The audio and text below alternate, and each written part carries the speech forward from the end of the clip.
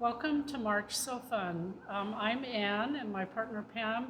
We're here for March So Fun. We are from Quality Sewing and Vacuum in the Pacific Northwest, and we have 11 stores to serve you, and we do an online business as well. So we're going to jump right into March So Fun, and we're going to start out with a book that we have. We actually have 3 books today, and they're all under $10. They're $9.99 each, and they have a multitude of projects in them, so it's a really good value for your money. So we're going to start out with this book right here. This is called Jelly Roll Baskets and Bags, and it has 11 different projects. It has some that are rope items, and we're going to show you how to do those. This is a rope basket here. It has little baskets here. Here's a casserole carrier, another bag, and then on the back we have a wonderful rope napkin basket, and we also have this is the Cape Cod basket. And then here's a lunch bag, and we also have this Nantucket. purse, the Nantucket bag. Like a beach bag. It's like a beach bag. So what we're going to do first off is we're going to show you some of the projects that we did, and then we're going to demo how you make these beautiful rope baskets and bags. And so we're going to start out with that. Oh, we forgot a roll of. Oh, I will grab that. I actually have this so you can see it unrolled. I brought this up if you would like to. Okay, we have on our product list, we have a roll of batting. It's a 2.5-inch strip batting, and it is 25 feet. You're going to work with this you're not going to cut it. And so it comes in a 25-foot roll here. And then what I did was I got a CD holder that had a spool pin up, and I put that on the floor, and then I would turn it with my foot, because when you pull this up, it just twists, and you're going to spend a lot more time undoing the twist than you do sewing. And so if you'll put it on the floor, and I put mine on a cutting mat because I have carpet, and then I just turned it like this and pulled it, and that gets rid of the twist. So you will be working with a 25-yard roll, and you will not be cutting it. The second thing that you will be doing is you're going to be working with 2.5-inch strips, and there's different amounts for the different projects. And so we're going to show you how to insert the jelly roll strip along with your batting strip, and then we're going to show you how to sew those. Now, if you've made the jelly rolls in the past, you haven't had this brand new tool that's on the market. And this is the jelly roll tube maker, and it makes it so much easier for you to fold and pull and stitch. And so I will be showing you this in just a minute at the machine. Now there's different ways that you can insert this into the jelly roll tube maker. I have a way that worked for me, and Pam has a way that worked for her. The way that I found that it was easiest was to cut it on an angle. Lay your batting out, make sure that it's even, and you don't really have a problem with that because it sticks to your fabric, but you want to cut the edge of the batting and the jelly roll right here. You want to cut it at an angle, and you can see that's what I did. And then you take your awl and you push it through, and it pulls. And then if you can see here, it folds it exactly in half, and it makes it so much easier for you to do that. So what you're going to be doing is you're going to be creating strips like this. And for my bag that I'll be showing you in just a minute, it took 28 of these jelly roll strips here, the 2.5-inch strips. Then what you're going to be doing is you're going to be sewing them together with a zigzag stitch. And what you want to do is you want to butt the sewn edges up together here, and you're going to be making it in rows of 2. And then once you get this stitched, if you notice here, this is a folded edge, this is a folded edge. Then you bring the folded edges together and you keep doing that.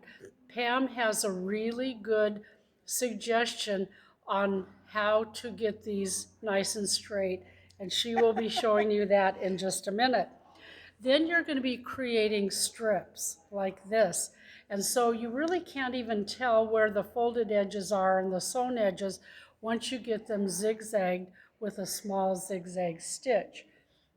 So what I think I will do now is I'm going to go over to the machine and I'm going to show you how to stitch this, and then I'm going to show you the different projects that I did, and then I'm going to hand it over to Pam, and she has some information for you as well.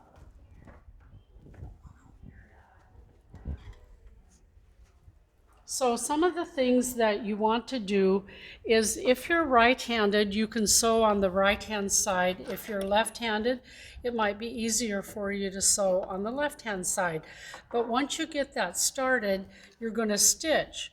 And so you want to use a presser foot, just a regular presser foot, and then you want to also, I like to go up to a stitch length of 3 at least, because you're going through really heavy fabric. The other thing is that you need to use a denim 90 needle or a top stitch needle size 90.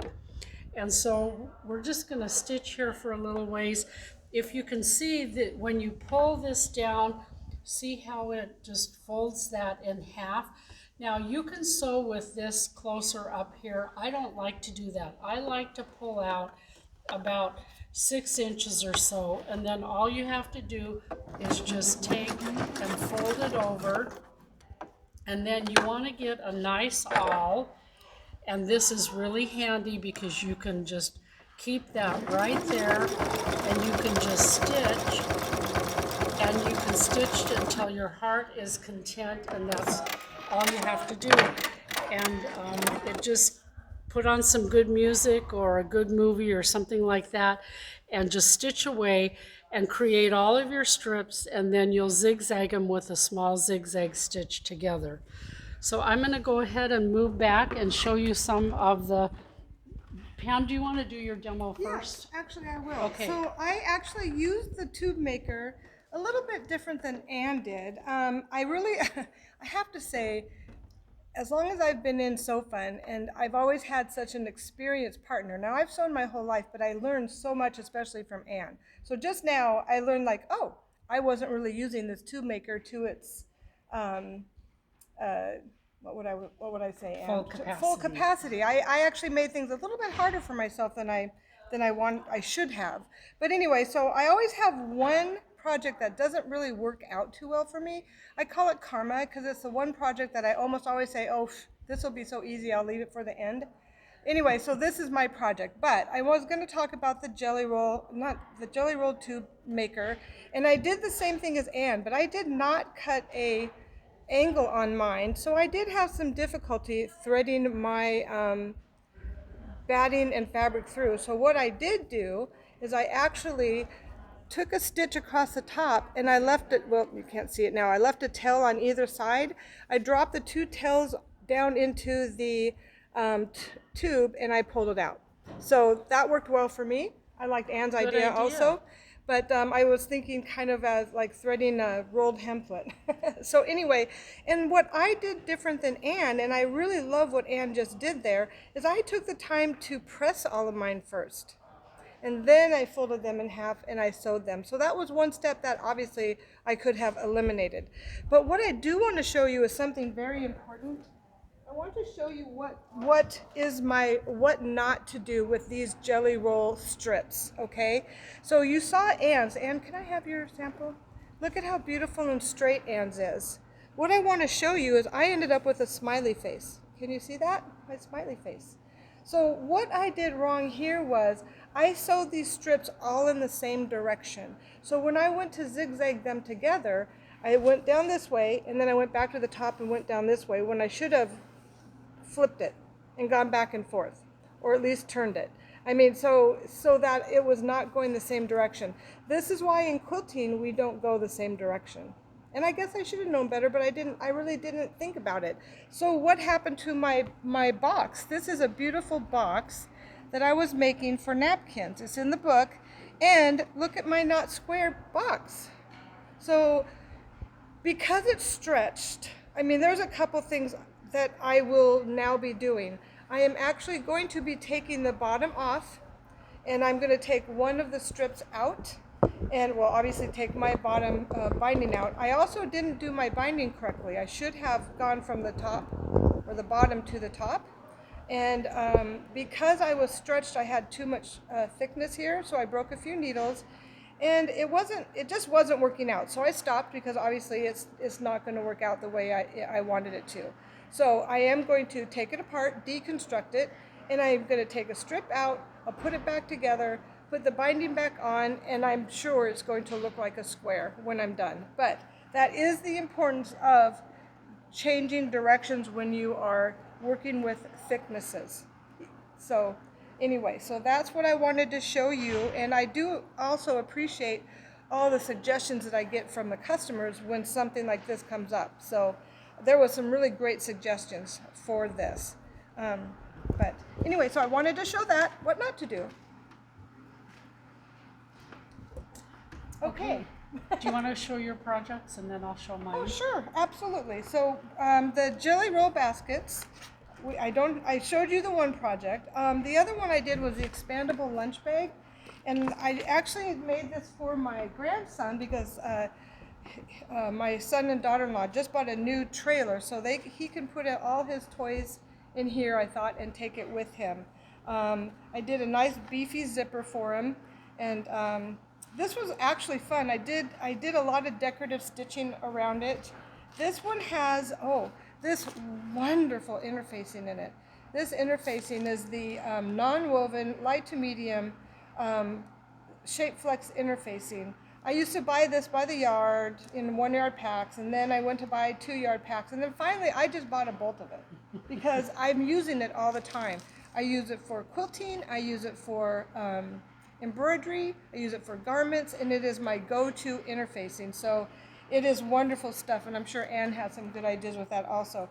But also, along with that, I have some fusible fleece in here. But I used a nice, cute little camping pattern, kind of boyish, and I think he's going to enjoy that a lot. Let's see, what else? Oh, I made, no, that's not the other one. This wasn't out of the jelly roll, this is out of the spring roll. Oh, yes, yeah. So, actually, I just did those two because mine didn't turn out. So, but I thought I did more than that, but let me see. Oh, I do want to point out, these are so awesome. I'm actually going to make 2 of these larger size right here for Easter baskets. Oh, for good my idea. grandsons. So I really like those, and I can get some fun little Easter fabric for them.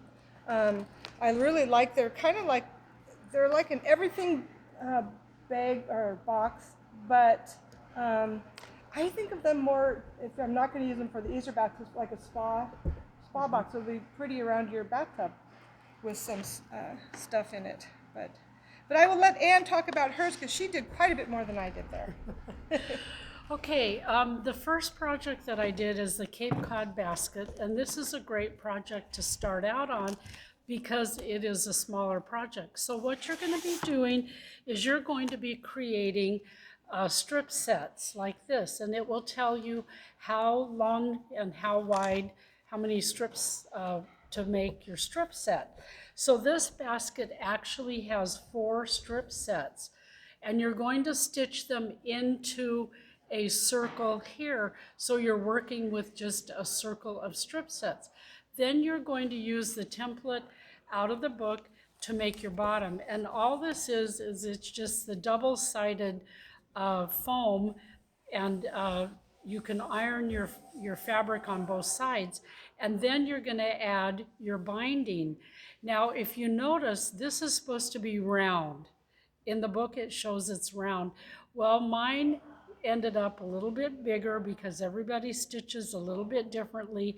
So all I did was I just enlarged my circle and it turned out to be an oval, which is fine because it looks, I like it. I like the shape of the basket. So once you put your binding on, and Pam is correct, when you sew your binding on, you need to sew it from this, from the bottom here. It just works a lot better. And usually I try to sew my binding on by machine in both steps. This I couldn't get it to look good, so I did hand stitch it. But here on the top, because it's more flexible, I was able to sew the binding from the wrong side to the right side, and then I just top stitched it on and it worked really well. The handles are just, you make a little carrier right here. You slip the handle down in, top stitch it on, and it just is a really fun project. And remember, you get all of these ideas for $10 for the book. So that is a real savings right there. This is one that I did, and this is the Cape Cod Beach bag. And this took 28 strips. Now, one of the things that I wanted to say about this, and I forgot to do that, how many of you have orphan 2.5-inch strips that you can use? That's what I used to make my basket. There was no color coordination. It was just all orphan strips. And I'm just going to make one correction, Anne, sorry. This is the South Beach rope bag. Yep, the South Beach rope bag. And so this took 28 strips. And so what you're going to do is you're going to create 4 strip sets. And if you remember, when you make a bag, you want to box the corners here. Well, if you box them in the traditional way by measuring up 4 inches or whatever and stitching, you couldn't stitch over all of the thickness. And so what they did is you make 2 long strip sets and 2 short strip sets, and then you stitch them together. And if you remember in bag making, you've got your side, and then they cut out a lot of times for you to box the corner. Well, that's what they're doing with the long strip sets and the short strip sets. When you stitch them together, it cuts out that bottom, and then you can box the corners very easily. Now this is lined completely. It has pockets in it. And one of the things that I did do that they said they didn't tell me to do, but just because of I make a lot of bags, I interface the carriers here. I would not do that because this is a really sturdy bag, and I don't think your carriers need to be interfaced, because when you pull the rope, when you pull the handles, I'm getting the knots here, but anyway, when you pull them together, let me see if I can pull them this way. Whoops. There we go. It's kind of hard to gather it up, and I think it would be easier if these weren't interfaced. But all in all, I'm really happy with it. It makes a really nice bag. And one of the things that I have told the ladies as I've traveled around is that the amount of thread that you put on your project, whether it's a quilt or a bag, it will add to the weight of your bag. But they tell you to do a small zigzag stitch. And the thing that I need to tell you also is sometimes you're going to have oopses. And what oopses are is where you haven't stitched it, zigzagged it together, you've missed a place. Don't take it out. All you do is just take and go over it. You tie your threads off here, zigzag down, tie your threads off here.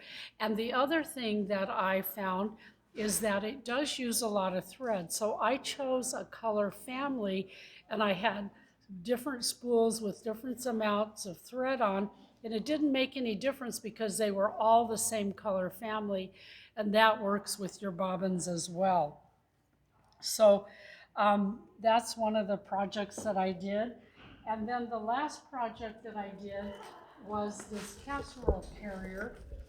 And I was a little bit surprised that it was as big as it is. It is using your strips, and what you're gonna do is you're gonna create your strip sets from your 2.5-inch strips, and then you're going to put them together, and then you put some Insulbright in it so that uh, it is insulated, and you quilt that Insulbright. And if you can see here, these are my strip sets here, I just used a serpentine stitch to stitch the Insulbright to the project. And then it has a two-way zipper here, and it's really big inside. And it also has a bottom here that gives the shape to the bottom. I was a little bit disappointed that it didn't have a little bit more shape, but once you get your casserole in it, if you've got a lasagna pan, it'll fit in here just great. You also have room to put your serving utensils and things like that. It really was a fun project to do, and I did this from a grab bag from Moda. If you can go to your quilt stores, and a lot of them will carry the grab bags. And when I started buying them, they were $10. Now they're about $17, but they usually have about 30 coordinated 2.5-inch strips, and so that's what this is from. This was left over from my strip set, and I thought, you know what? It's got the Insulbright in it. I'm just going to make a trivet, so you will have some left over. And that's all of the projects from the book. So we're going to move on to the next book. And I have to tell you that I always have a favorite project when I do So Fun. And I am a follower of Missouri Star Quilt. And when we got this book in, I looked through it, and it's really interesting because it has 20 different blocks and 20 different quilt patterns. It retails for $9.95. Now, when I was looking through it, because I buy quite a bit of stuff from Missouri Star, I've purchased individually some of the patterns that are in this book at retail price, and they usually retail for about $6. You get 20 quilt patterns, and you can see all the different ones. These are meant for 10-inch layer cakes or 10-inch stackers. You can cut your own, or you can use coordinated ones. And if you notice here, the next page, she has some really interesting ideas for making your half square triangles so that you don't have to worry about the bias edge. Now, most of us are familiar here with the 8 half square triangles, or sometimes they call it the magic 8. And Charlotte talked about this last month. This is what was interesting to me. It's making 4 half square triangles out of your 10-inch block, and I had never ever thought about doing that. And so I want to kind of walk you through the process. Now, I've always said that quilting is just fabric puzzles. And when you look at the patterns in this book, you probably haven't seen a lot of the blocks. And they're very, very interesting, and they're like puzzles. And so that was really fun for me to do. So how you do the 4 half square triangles is you put 2 10-inch squares together, and then you're going to stitch 1/4 of an inch away all around the edge. So 1, 2, 3, 4. You stitch 1/4 of an inch away. Then you cut it diagonally from corner to corner, and guess what? You have 4 half square triangles that you don't have to worry about the bias edge stretching, and you can go on and do your projects. Now, I decided that I wanted to show a couple of blocks out of the book. And the first block that I wanted to show you is the disappearing pinwheel arrow. And so what I did was I created my 4 half square triangles, and then you stitch them into a pinwheel. And when you do this, you're going to be having a lot of seams come right here to the center. And so we have a new product on the market, and you're going to want one of these if you are a quilter. These are the Quilting Clappers. It's a 9-inch quilt clapper. Now, if you have a longer seam, you can turn it diagonally. I come from a tailoring background. I've used clappers all of my life, all of my professional life. And I am so excited about this because coupling this with a wool pressing mat, you can get perfect blocks. And I can tell the difference between when I have used a clapper and when I haven't. So what you do is you just take your block and you either introduce your heat. I don't use steam, but you can use steam if you want. And then what the clapper does is it traps that heat and it flattens it out. And especially if you have a wool pressing mat, the wool pressing mat pulls that heat through and you get a beautifully pressed, you can see here, I don't know if Carrie can get in here, but when you do your seams here, you want to fan them right here. And what fanning is it's just undoing 2 or 3 stitches so that the seam will fan out and you create a little square right there. So if you have any questions about fanning the seam, then what you need to do is just go on YouTube and put in fanning seams and it will tell you exactly how to do it. Now to do the block, and I'm not going to show you the block until I tell you how it's made. You're going to create this pinwheel block, and then you're going to measure equally and draw a line this way, 2 lines this way, 2 lines that way. That will cut it into the pieces that you rearrange. They're like a puzzle. You rearrange them, and guess what? You come up with this beautiful block here. It's called the disappearing pinwheel block. Now, I bet most of you, if you've followed Missouri Star, maybe you've seen this, but a lot of you have not seen it. And there's that beautiful little pinwheel in the center right there. So, Pam, do you want to go ahead and tell them about your blocks? Oh, sure, absolutely. So I am actually going to demo how to make this block. So again, it's just a fun process. I do want to show you this. So the white 10-inch was cut by a machine with pinked edges. It actually is no longer, it's larger than 10 inches. So you want to be aware of that. So when I set this down on my cutting board, I'm going to actually center it. And I'm going to grab my ruler. I'm going to move some of this stuff up here. And I'm actually going to stitch, or excuse me, draw a line down diagonally down the center. So, and then we're going to go over to the sewing machine. And I think we're going to have to go back and forth a little bit. Sorry, do you want me to take the cutting mat over there? Okay. So I'm going to stitch this on a 1/4 inch on either side. Let me see if we have a 1/4 inch.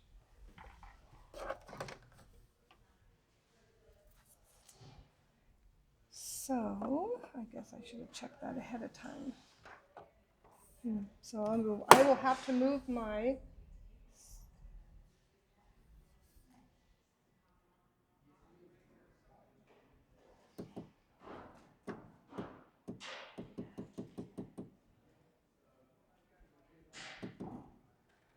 move it over to, I believe, that red mark. I believe that'll be the hopefully it's not too large. I'll just kind of guess here. That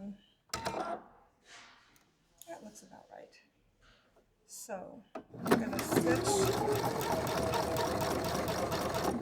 I'm going to speed this machine up just a little bit. We don't want to be here all day.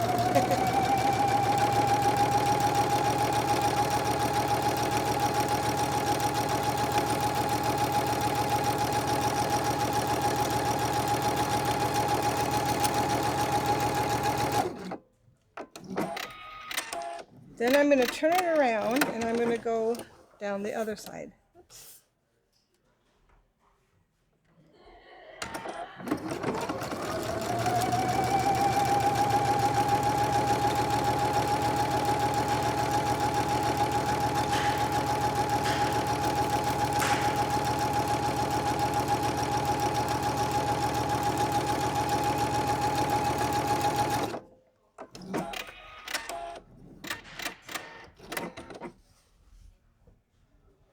Looks pretty close to a quarter. I didn't quite measure it, but what I want to do now is I'm going to come back over here. I'm going to move your things here, Anne, sorry. Just for a second. And I'm going to cut this in half. And this is kind of a really fun block to make. My quilt is called Sweet Treats. So if you look at my fabric, I have fabric that's very, oh, I got it, pastel colors. So mine is going to be look like cotton candy when it's done because it has pinks and peaches and blues and greens. So now I have a block that looks like this. But what I want to do is I want to set this aside, and now I'm going to take this one and I'm going to fold it in half. And I'm going to fold it in half only because I want to get the center mark on the bottom. So then I'm going to take my ruler again, center it on here, make another mark, and yes, we are going to go over to the sewing machine again. Excuse me. And you will make a set of 2 of these. So I'm going to go, I keep trying to step on a foot control that's not there.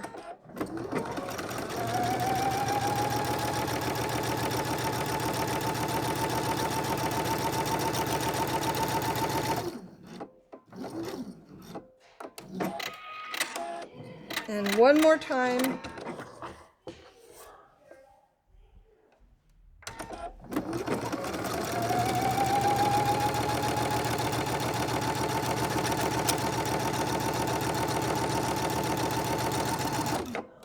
Okay, now we're going to go back up to the,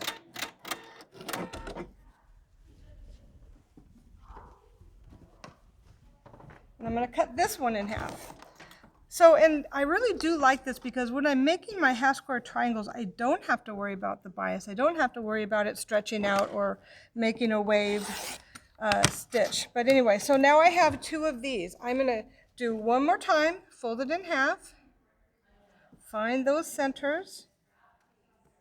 Now I am going to do a nice finger press here. And I don't have to sew that again, but I do cut it one more time. Because if you look here, right now I have a little pirate's cap. So we don't want that. So we have to cut it. So I will have 4 of these half square triangles. Okay? And I would use my clapper on these. So what is going to happen here is I get 4 of these together and I stitch them like this, 1, 2, 3, 4, and then I have the large one. Now what's going to happen here is I put more seaming into this than this. You will have to square this up, cut it down a bit, but then it's going to sew like this. So when you're all done, you actually have 2 of these and you end up with a block, and it's so simple, it's just amazing. That looks like this.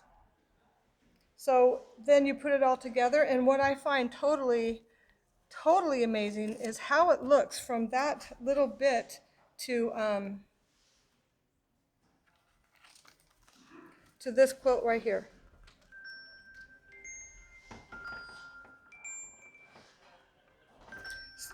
Excuse me. So sorry. So sorry. I didn't know my watch was on. Okay, so anyway, you will have the triangles out. The block looks like this. So that's a lot of fun to put together, as you can see. And thanks to all of you guys out there, by the time I'm done, tomorrow I will have enough to put a quilt together. So yay. Okay, I wanted to show another block, and then I'm gonna do a demo with the Stripology mini ruler. This pattern right here is called Building Blocks, and you will be surprised at how easy it is, and it's the one that I did on the quilt here. And so what you're gonna do is you're gonna start out with your 10-inch blocks, your 10-inch squares, and then you're gonna cut off some off the top and some off the side. And then you just coordinate them and sew them back together, and you have a 10-inch square block. Now, if you notice here, when I made this, I matched the two here. You can see that these are coordinated here, but these are matched, so you can do whatever you want. And it goes together really, really quickly. It's basically a beginner quilt. Mm-hmm. And I really like geometrics, and so I just kind of, and I like things to go fast as well. So this book is just, is worth its weight in gold if you are into quilting. So what I wanted to do now is I wanted to show you a ruler, and this is the mini Stripology ruler. It's from Creative Grids, and it's very, very interesting. Now I have the old, larger sized one, and I know Naomi had the larger size in January. This is meant for fat quarters, for small scraps of fabric. It will do up to a 6.5-inch block. You can do half yard pieces on it as well. Now, when you buy this ruler, you're going to get some instructions on how to use it. And I have so many rulers that I keep these instructions in a manila envelope, because if I've used it a few months ago, I need to go look and see how to use it. But it tells you all of the different things that you can do. And then one of the things that's nice about Creative Grid ruler, this ruler, is you can use your QR scanner, and it will take you right to the YouTube video that shows you everything that you can do with this. Now, let me just explain the ruler. Obviously, you can cut your strips here because you've got your teardrops here. These are 1/2-inch increments across here.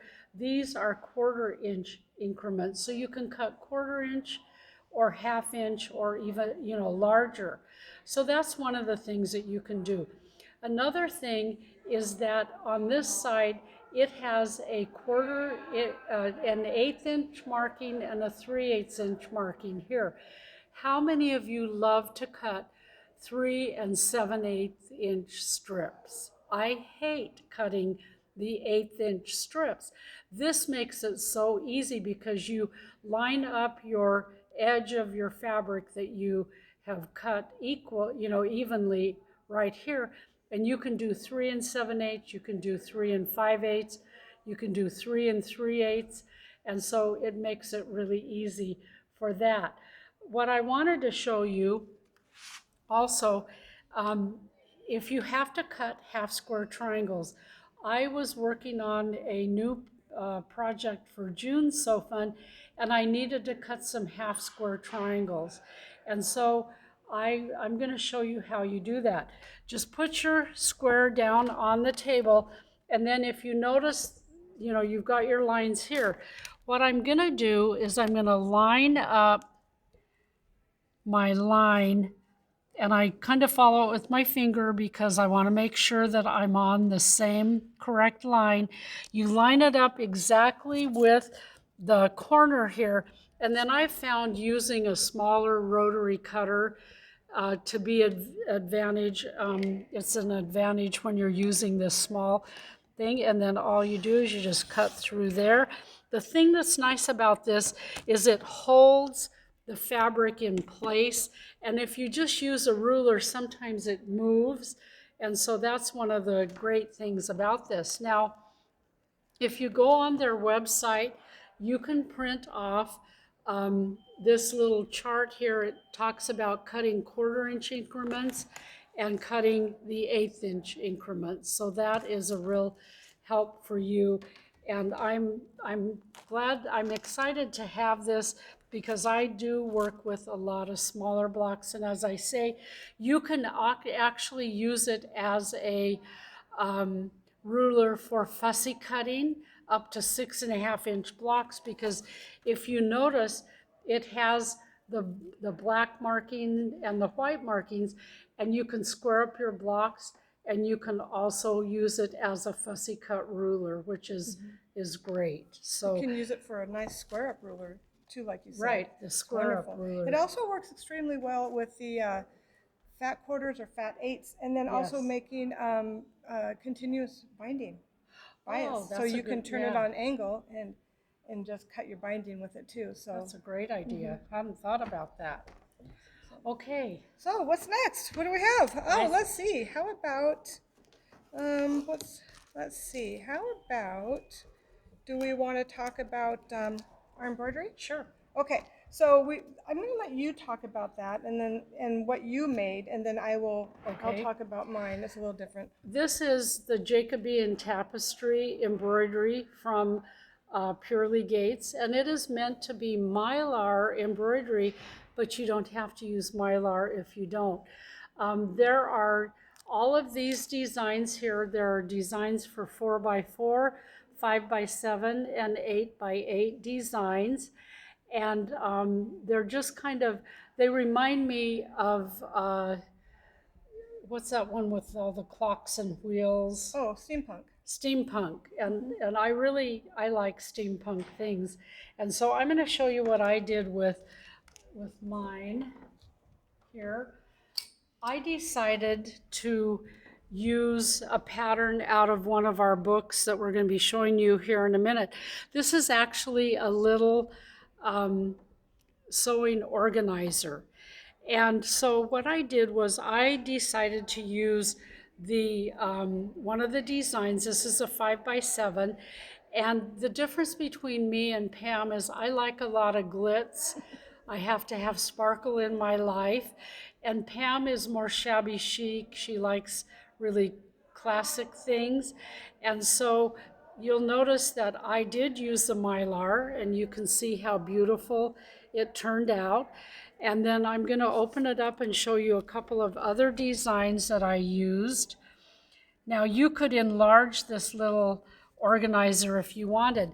This is actually my favorite design off of the CD.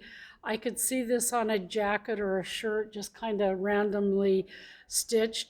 And then you also have 2 quilting designs, and so I just decided to do one of those.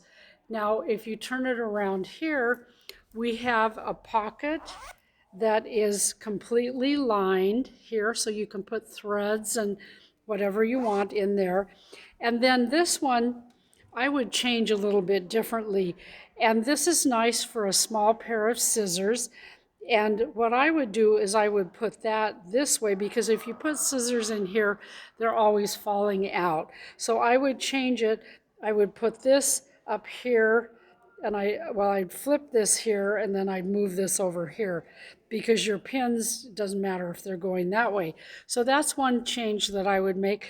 And then there's this pocket right here, and I have a couple of small rulers that I like to use that fit in there just very nicely.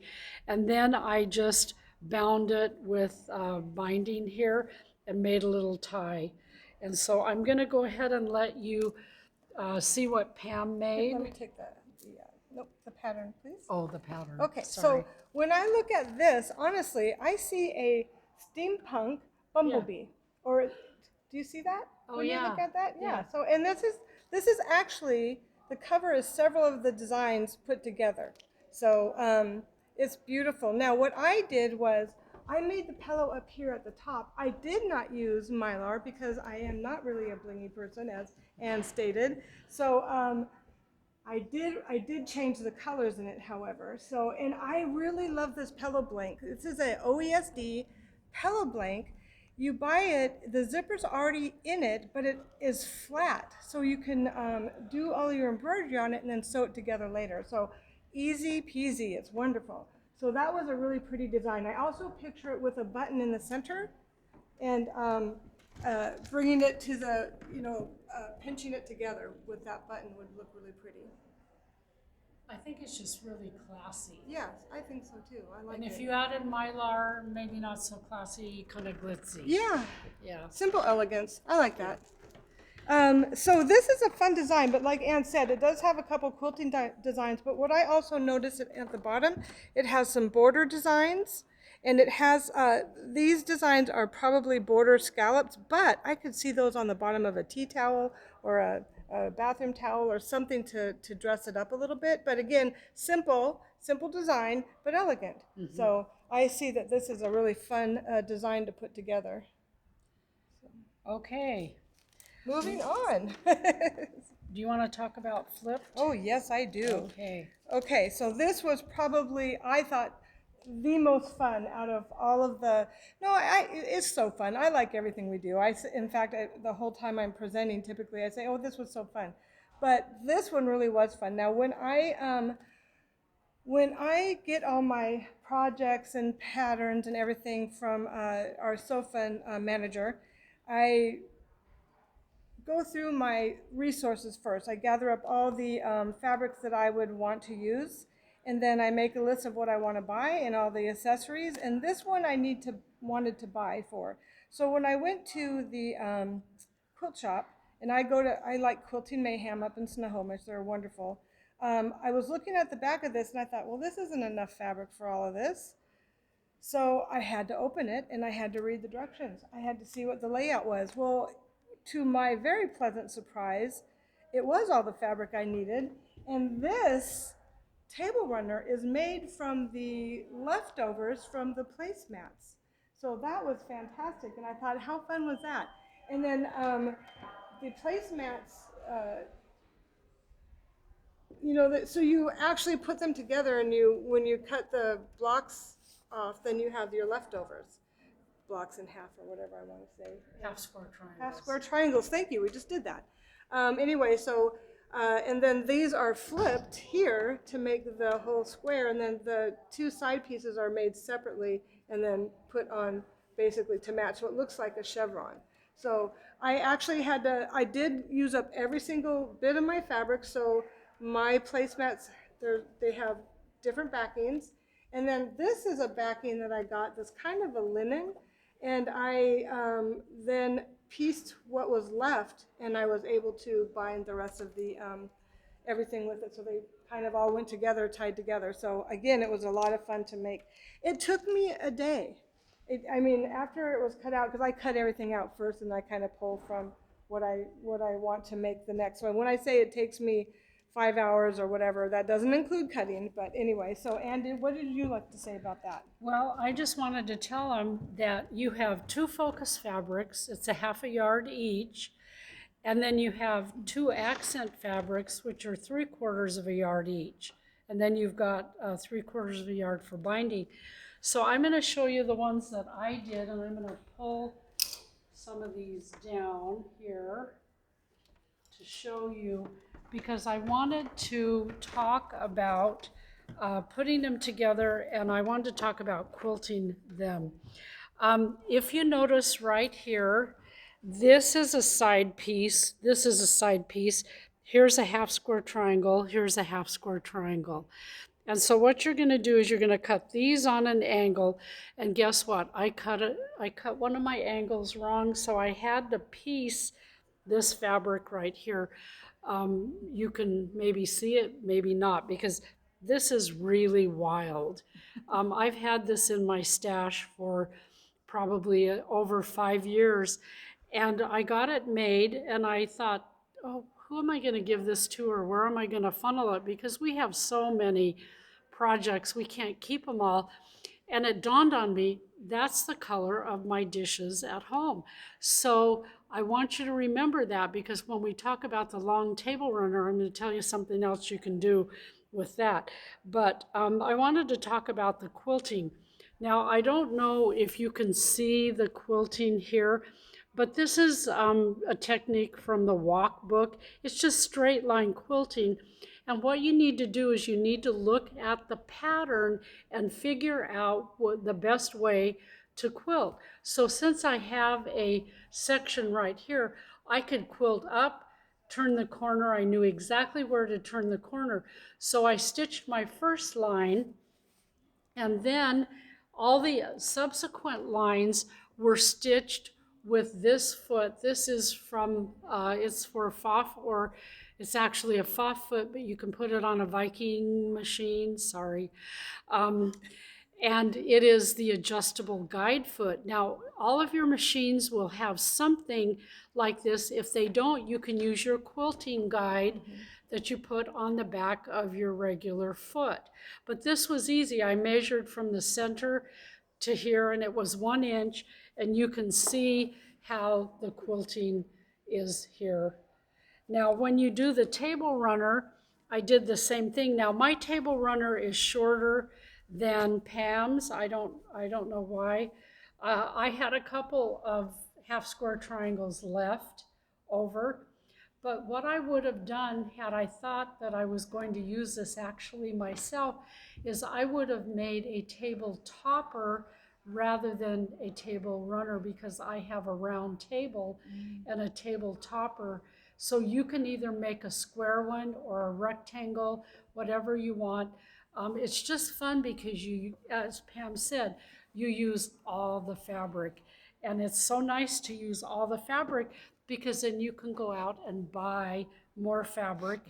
And that's always a win-win situation. Okay, we're gonna move on. And I think, should we go ahead and do our next book? Sure. Yes. Okay, do you want to tell them about it? Sure. I Okay. love this book. This book is full of really good ideas.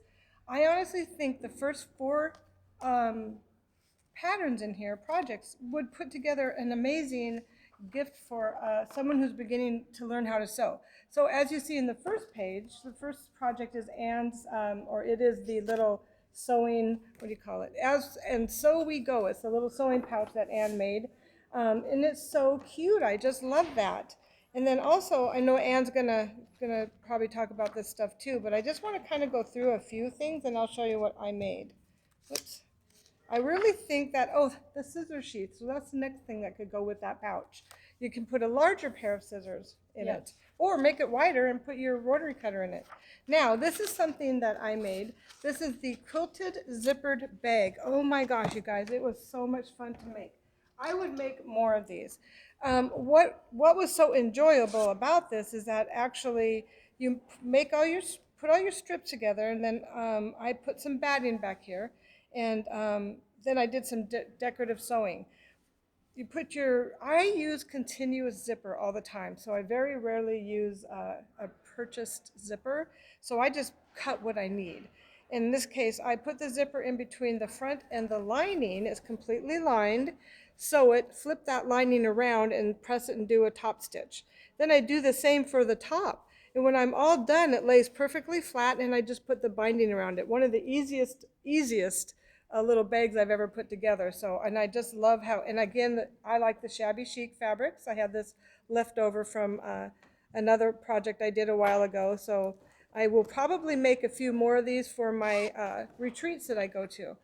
So that was a really fun to put together. And then what I didn't make this one, but I just have to show it. It's so cute, so precious. It's a pin cushion that is a peacock. So I had to show my partner.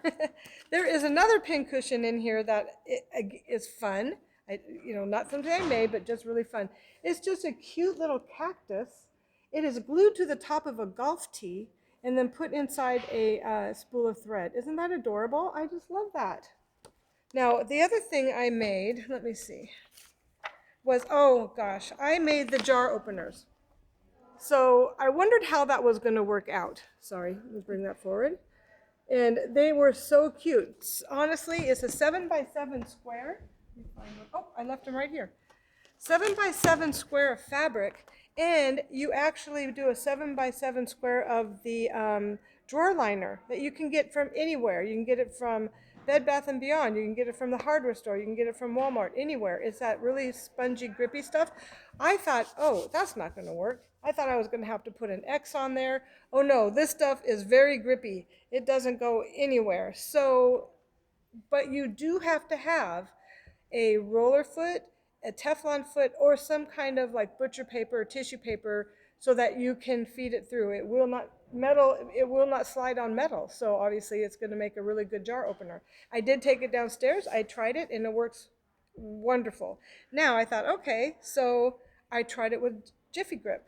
This Jiffy Grip is the fabric you can buy for children's slippers, or well, anybody's slippers for that matter, or children's pajama feet on their pajamas. So it's got little rubber dots all over it, and it works really well also. So those are, it was kind of, when I saw that I went, oh gosh, I've got to try that. Even though it was just kind of a simple little thing, it was just awesome. So You know, one of my ladies, as I was traveling, said she makes these, but she puts one under the jar, and then so the jar doesn't slip, and then she opens the jar with oh, it. what a great idea. So yeah, So make two. I've got two. that's a great idea. And then let's see. Did I make something else in here? Let me see. Oh, I did. Isn't he cute? I have to make a gnome. I like my gnomes. Gnomes have been everywhere. Okay, so what I did with the pillow, and it's way up there, if Carrie can see it. It's got a little bit of the yellow on the bottom. Those were just little 2-inch squares.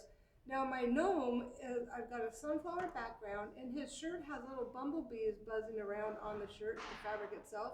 So I cut one of those out and put it on the petal of the flower. So he's just adorable for a garden gnome. So, okay, and why don't you talk about what you did?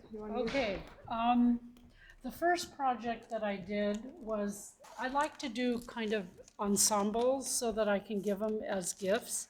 So we'll come down here on the table. And this actually is a basket that I made for So Fun many, many years ago, and I continue to make it. It's just one that I made up. But the little chicken here is a pattern out of the Springtime Sewing book. It's supposed to be a larger pot holder, and I cook with gas, so I don't like really large pot holders, and I thought it is just too cute to not use. And so what I did was I saw a basket on Instagram that had been decorated up, and I thought, you know what, I'm going to reduce that pattern down, make my little chicken, and then all of this fabric is just left over from a quilt that I made for So Fun a year or so ago. And so I didn't have to go out and buy anything. I had the ribbon. And this basket actually has Annie's Soft and Stable in it. That's why it's so nice to keep. But from the book, we have a couple of hot pad. They're called pot pinchers. These are the small pot pinchers. And you can just stick your hand in here and whoops, and then grab whatever you need to grab. So one of the things that I learned, I've made lots of hot pads for So Fun, and I used to use an embroidery design in the middle of my hot pads. It was a triple straight or a triple stitched flower, and I couldn't figure out why the heat was coming through and burning my hands, because you have to quilt the insole bright and your batting together so that when you wash it, it just doesn't munch all up. So what I decided, the light finally turned on, I had way too many holes from doing a triple stitched embroidery, and the heat was coming through the holes. So now on my hot pads, I will use less stitching. I just put a couple rows of serpentine stitch here, and it worked out fine. These are the regular sized pot pinchers, and you can put your hand in here like that, or you can just grab them. I probably will just grab them and use them like this, but they were really fun to do, and I was able to use all of my scraps. So that is the first project that I did. Um, Let me see where some of the other projects. Oh, I did a bag as well. And the thing that I like about this bag is, as Pam said, it is totally lined on the inside. And you do your quilt as you go with your strips. This was made with some orphan 2.5-inch strips that you cut down to 1-inch strips, 1.5-inch strips. And I just added all of my little pins to it that I'd collected through the years. So the other project I did, and I told you about this, was the sewing organizer. And I think that that is everything that I did in the book. What's the name of that book again? The name of the book is Springtime Sewing, and as you can see, it has 20 projects, and the retail cost is $9.99. So we will go ahead and continue on. We have a couple of things left to talk about, but before we do that, I wanted to mention, I'm going to have Pam talk about these little brushes. Okay, these are actually machine cleaning brushes. They're wonderful. They're actually bendable, and they've got a small cotton tip on the end, but it's firm enough to be able to grab things out of your machine. I cannot stress enough how important it is to clean your machine, especially you with the long arm machines. I have a little story about that. A friend of mine has a long arm, and it was making a terrible racket. And I said, well, you need to oil it. She goes, I have been oiling it. And I asked her, when was the last time you took your stitch plate off to clean out under your stitch plate? And there was silence on the other end of the phone, and she said, never. So I said, okay, well, you need to take that stitch plate off and clean. She called me back and said, oh my gosh, I could have stuffed a teddy bear with that lint. So it is very important to clean out your machines. You're just going to make them last longer. And honestly, she said she was oiling, but what was she actually oiling? She was oiling her lint. She was not oiling her machine. So she was very thrilled that it was no longer making a racket. So again, a very inexpensive little tool that is probably, one of the most important things is you can take your stitch plate out, you can clean around your bobbin case, and then have your machine live longer. So it's very important. So we just wanted to talk about the importance of cleaning, and this one does the trick. Okay,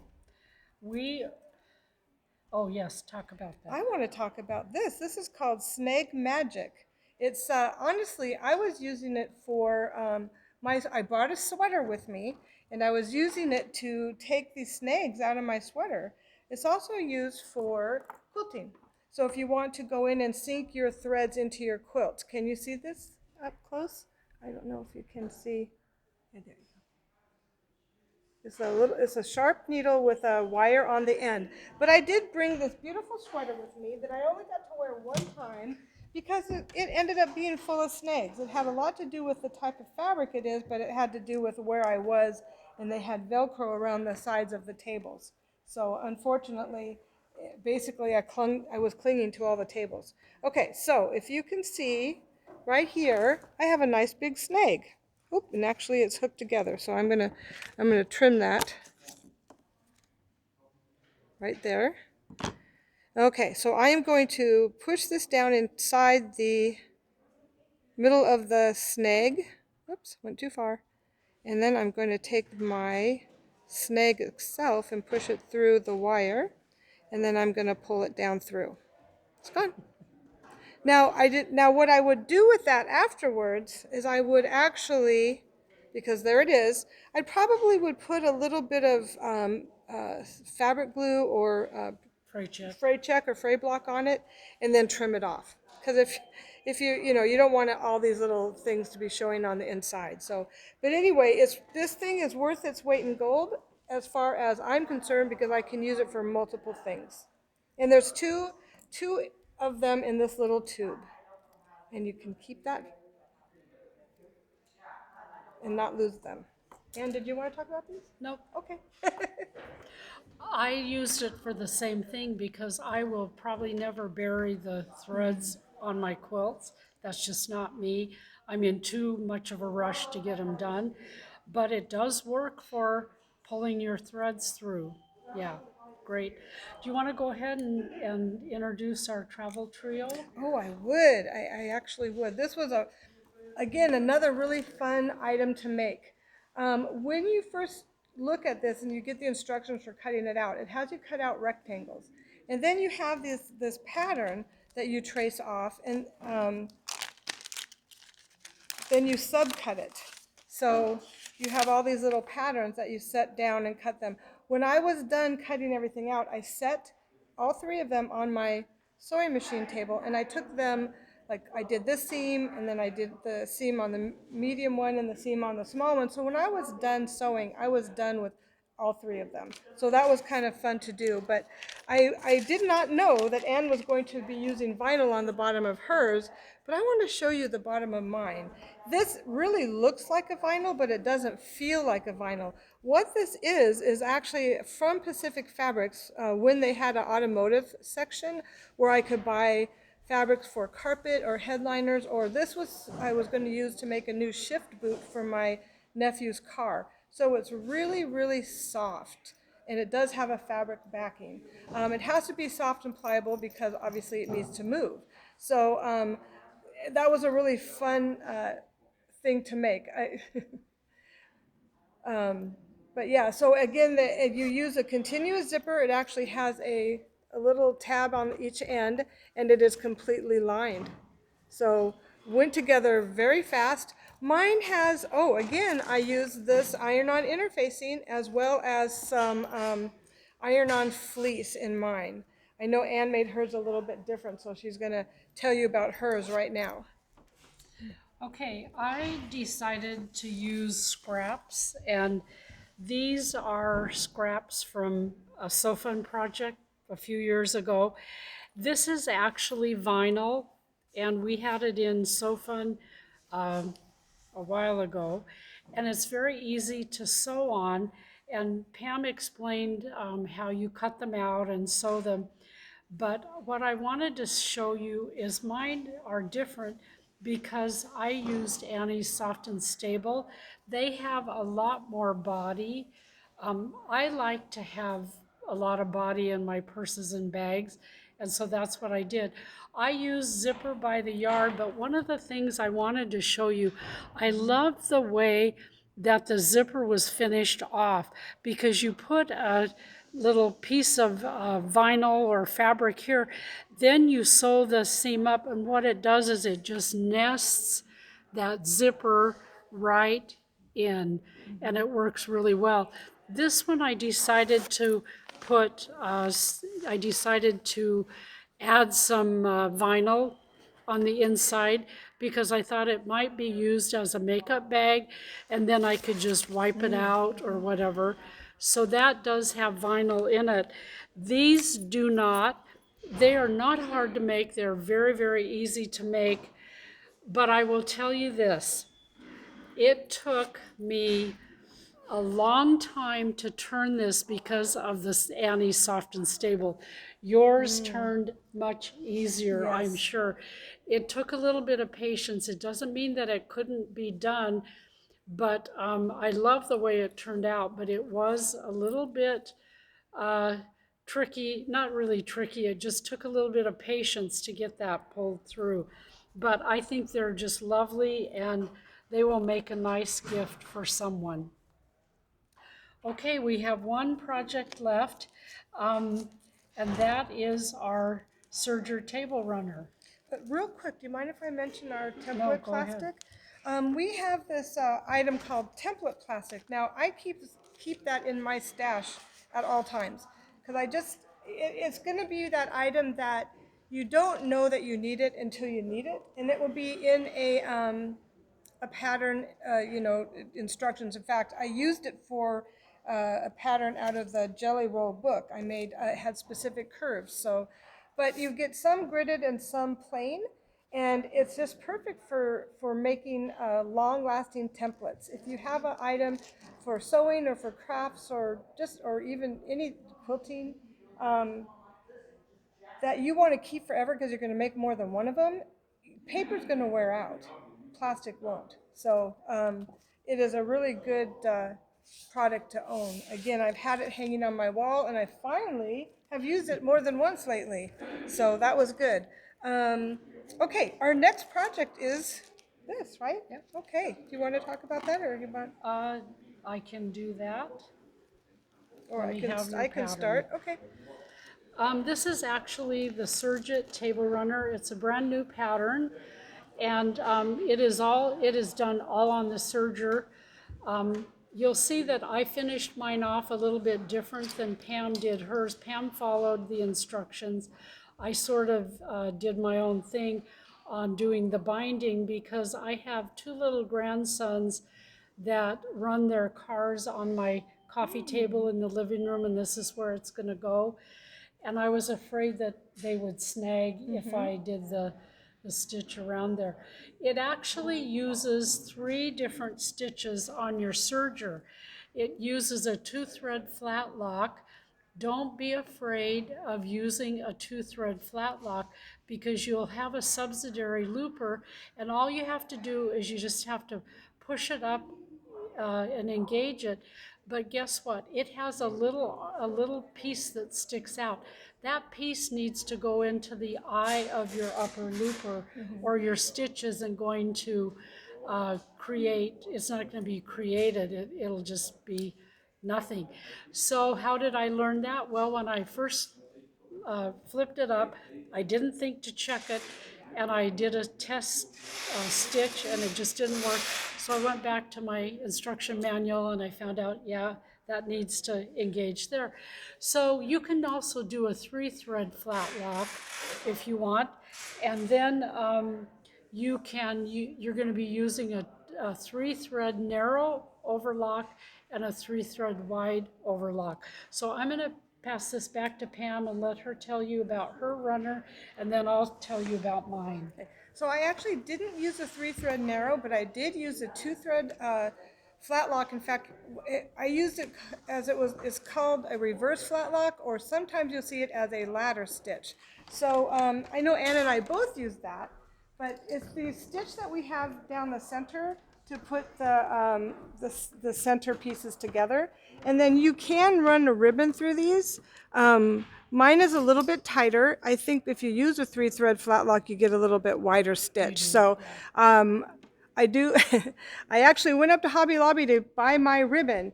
And as I was getting out of my car, I got a text from my cousin saying, I'm running late. And I thought, running late for what?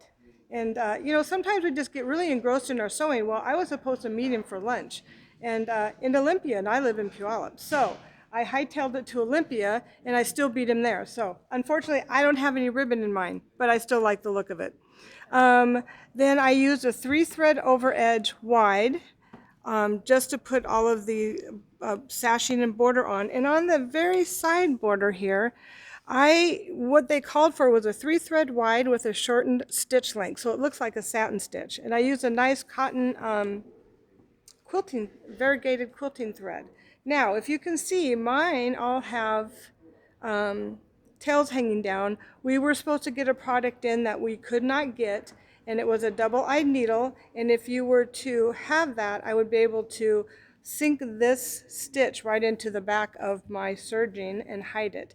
And then I would dab just a little bit of block on those edges so that it looks nice and clean. So unfortunately, I can't do anything about this till I get home. So I can fix it with my double-eyed needle.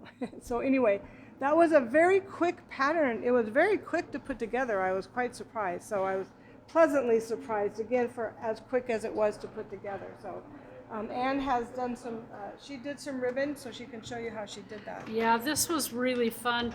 And you only need like 4 half yards that coordinate, 4 to 5, depending on what you want to do.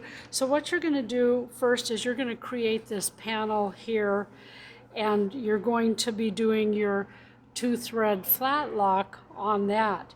And I wanted to show you here what a 2-thread flat lock looks like. If you want the ladders on the right side, what you put is right sides together, and then you do your flat lock stitch, and it looks just like an overlock stitch, and then you open it out and you go like that, and these wonderful, beautiful ladders show up. Then what they had you do is they had you take a double-eyed needle, and I have like 5 or 6 of them at home because I use them all the time, and they have you thread through the ladders, and you use 2 different ribbons. They're an 1/8 of an inch ribbon, and it takes 3 yards of each color to thread through here. Now, I will tell you, it took me probably as much time to thread this through as it did to actually serge the top of the runner. So, just put on a good movie and just do it or whatever. But it really is fun. And as Pam said, I did use a narrow 3-thread overlock here. This is actually flat piping, and a lot of the ladies didn't know what flat piping is. Flat piping is just fabric that is pressed wrong sides together, and then you stitch it down, and it's dimensional here. You just baste it to your edge or stitch it to your edge. So this is a narrow 3-thread overlock. Then you have your border here, and you have a wide 3-thread overlock, and that's why these are 2 different widths. And then I chose to bind in the traditional way because, as I said, I have 2 little grandsons that love to run their trucks and Legos and all that on my coffee table, and so I felt like this would be a little bit more serviceable. And then I just quilted, stitched in the ditch. There's not a lot of quilting on it. I just stitched in the ditch all the way around here and all the way around there. And I think it turned out. This is actually a fabric collection that we have at our stores. And so Quality Sewing has beautiful fabrics. So if you're in the market for beautiful fabrics, check us out at all of our 11 Quality Sewing stores. Okay, I think that we are finished. I'm going to mention one more thing, and I'm not going to do the demo on it right now, but we have one more product that we didn't talk about, and it is a diagonal seam tape. If you look at this seam tape, you have your 1/4 inch marking, and the red line is where your needle goes. So this is actually a sticky tape, and you can lay it right down on your machine. In fact, I can do that for you. You can see how this works. And what I do like about it is I can put it both in the front and in the back. And so if I'm going to use it for a 1/4 inch seam, then I will have a visual all the way across the machine. So what you have to do here is there's my 1/4 inch mark, and I'm going to line the black line up, to that 1/4 inch marking. That's too long. Go here. And then the red mark would be my center. So I can use this for a whole bunch of different things. I can use it for a 1/4 inch marking so I can see all the way down. And the center one is absolutely perfect for doing what I use it for is putting my continuous binding together. So you're going to have your binding like this and like this. So you're going to be sewing actually it comes up this way, but you can't see where to go. So instead of drawing a line or creasing it, I can just use the diagonal seam tape. Great for little half square triangles, like on smaller blocks. And anyway, so it's just a really good product to have on hand, and I especially love it for the 1/4 inch markings. And that's the diagonal seam tape that we have. Okay, well, we are finished, and we are so glad that you were able to join us. We look forward to seeing you again for our April Sew Fun, and happy sewing.